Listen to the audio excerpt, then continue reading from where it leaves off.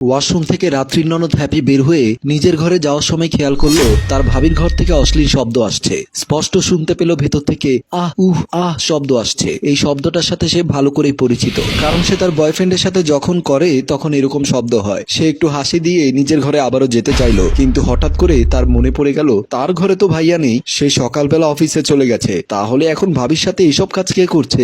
ব্যাপারটা এক্ষুনি দেখতে হবে, কিন্তু একা গেলে তো মজা হবে না, অবশ্যই তার মাকে নিয়ে যেতে হবে। তাই সে তার মায়ের রুমে চলে গেল। হ্যাপি দ্রুত মায়ের রুমে গিয়ে মাকে বলল, মা তুমি এখানে বসে আছো আর তোমার পুত্রবধূ কি অশ্লীল কাজকর্ম করছে ঘরের ভেতরে, তোমার খবর আছে?